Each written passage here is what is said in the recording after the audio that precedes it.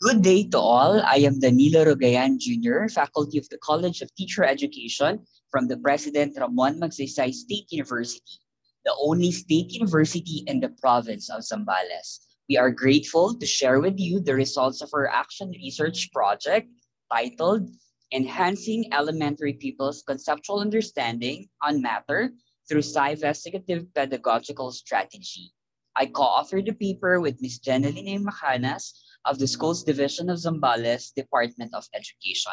We are grateful to be part of the 5th International Congress on Action Research, Action Learning, or ARAL 2021. For the introduction, the 21st century educational landscape demands more innovative and more engaging teaching strategies that would enhance learning, arouse students' interest, and give or provide better education for the Generation C students. According to Lambeth and Cox in 2015, educators have recognized the importance of enhancing teaching methodologies used for science instruction to facilitate better learning. Conceptual understanding is the process of grasping ideas in a transferable way so that students would be able to apply what they learn in the four corners of the classroom. Several researchers in science education are concerned by the lack of depth of conceptual understanding in science that students have exhibited. Recently, the PISA 2018 results also showed that the Philippines ranks last among 79 countries in reading comprehension and also ends up in the low 70s in mathematics and science. Due to this scenario, the researchers have customized an instructional strategies in science, which we dubbed as a investigative pedagogical strategy. Investigative is a portmanteau of the words science and investigative, which is an instructional strategies based on inquiry science. These particular instructional strategy or the investigative pedagogical strategy involves a multitude of basic and integrated science process skills. Pupils here are the center of the teaching learning process. They work collaboratively in a given set of inquiry tasks with a minimal supervision of the teacher. And this particular instructional strategy promotes meaningful science learning via greater student involvement. For the action research purpose, we would like to determine the effects of Investigative Pedagogical Strategy or SPS in improving the conceptual understanding on matter of the grade 6 pupils. For our conceptual framework, you can see that during the pre-intervention, we measured the level of conceptual understanding on matter of the pupils before the treatment. Then for the intervention, we divided the class, or we actually had two classes for control group and experimental group. For the control group, we employed the traditional method of instruction or the TMI. On the other hand, for the experimental group, we made use of the investigative pedagogical strategy as an intervention. For the post-intervention, we measured the level of conceptual understanding on matter of the pupils after the treatment. For our action research questions, for question number 1, what is the level of conceptual understanding on matter of the grade 6 pupils in the control and experimental group based on the pretest?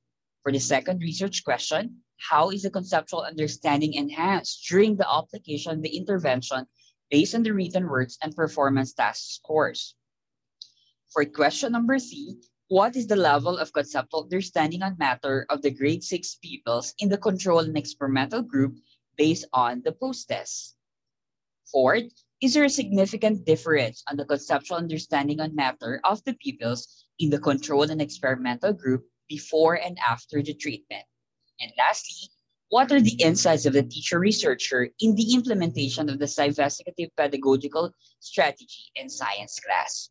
For the methodology, we made use of two-group quasi-experimental action research as a research design. We involved 59 grade 6 pupils divided into 29 pupils for the control group and 30 pupils for the experimental group. For the research context, we conducted the study in one public elementary school in one intact class in Zambales, Philippines during the school year 2018-2019. For the instruments, we utilized the 50-item pretest and post-test which focus on concepts pertaining to matter. We involved or included 3 written works, as well as 3 performance tasks, and utilize also journal specifically of the teacher researcher in understanding the reflections and insights in the utilization of the SPS. And for ethical considerations, we made sure that approval of the authorities was secured prior to data gathering or data collection. We likewise secured the parental consent and the people's assent as part of our ethical protocol. For the application of the investigative pedagogical strategy for step 1, the let's engage, we try to motivate and engage our student prior to the learning task. For step 2, we gave the directions as part of the activity of the day or their aghamic task that we call.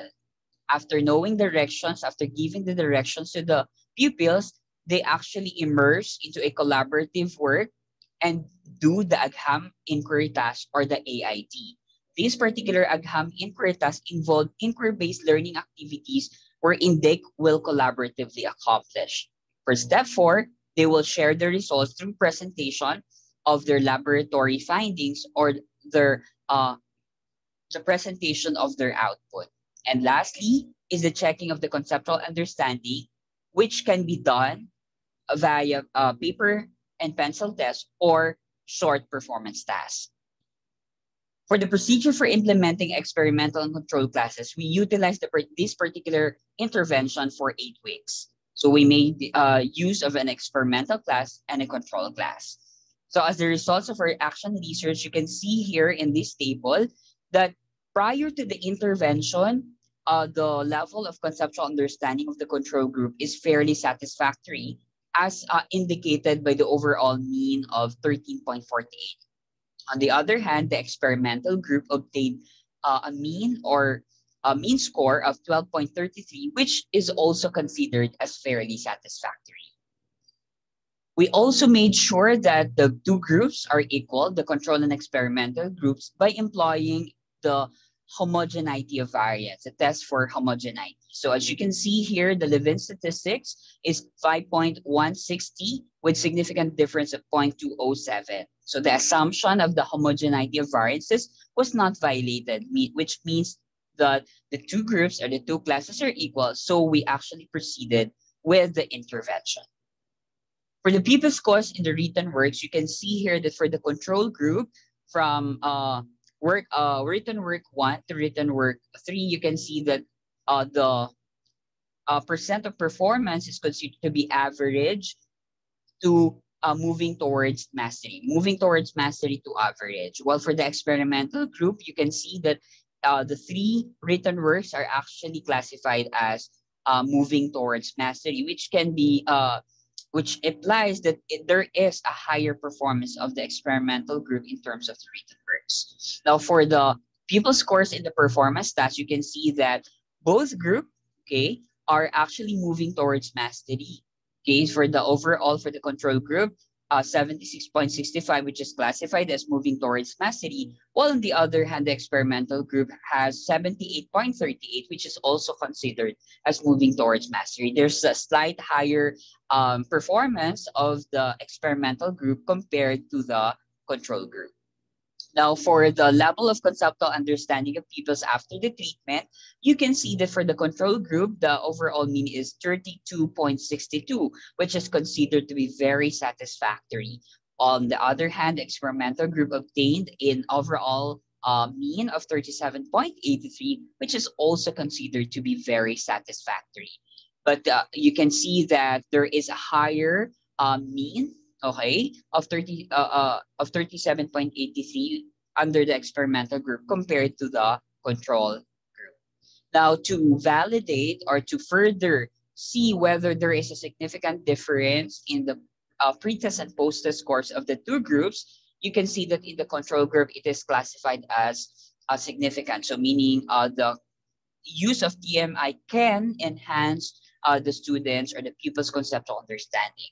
Now, for the experimental group, it is also considered to be significant, and that means that SPS can actually increase or enhance the conceptual understanding of the pupils. But if you're gonna look at the gain score for a control group is only 0.14, while for the experimental group is 25.50. So this means there is a higher gain score in the experimental group. Now, a part of the results of this action research as well is to analyze the reflections and insights of the teacher implementer. And as you can see, comparing students in the pupils in the experimental group and the control group. So the teacher researcher mentioned that the experimental group students, pupils in these experimental groups are more active, more engaging, with higher interpersonal interactions. They are more inquisitive, more cooperative in their respective academic groups. They have higher order thinking skills and critical thinking skills are more developed compared to the control group, which are considered to be passive learners. Apart from that, the teacher also mentioned the following. Critical scrutiny of the inquiry task using rubrics is also important to ensure the successful attainment of the learning outcomes. Another, using an innovative teaching strategies in science will make the teaching learning process more engaging and more inquiry-based. And lastly, challenge for educators of science is to continually think of innovative ways to make science more responsive and relevant. Now, for the conclusions, prior to the treatment, the Science 6 pupils in both the control and experimental groups are performing fairly satisfactory in terms of conceptual understanding.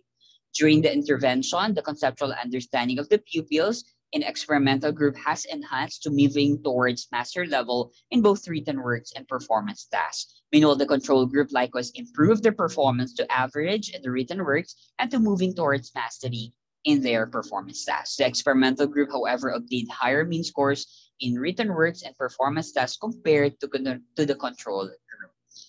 After the treatment, the pupils' conceptual understanding and soft skills in the control and experimental group has improved to very satisfactory.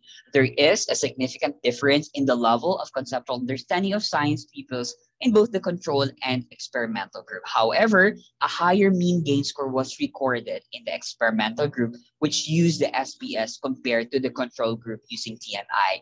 This implies that exposure of the pupils to SPS will actually result to higher level of conceptual understanding. Teacher implementer realized that the use of SPS as an inquiry-based learning strategies could enhance people's inquiry skills, critical thinking, higher order thinking, and most importantly, their conceptual understanding. For recommendations, science teachers may use SPS to improve pupils' conceptual understanding as well as develop their higher order thinking and inquiry skills.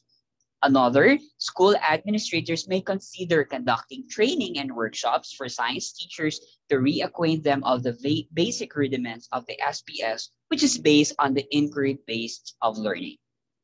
Pupils may be given varied roles in the AIT or AGHAM inquiry test so that they can better work as a group. Science teachers might likewise innovate the inquiry task to be performed by the pupils to make it more engaging and more inquiry-based in nature. The monitoring report may be generated in every AGHAM inquiry task so that behavioral changes among the AGHAMic groups will be recorded in a detailed manner. So here are our selected references. Marami pong salamat sa inyong pakikinig. Thank you very much and stay safe.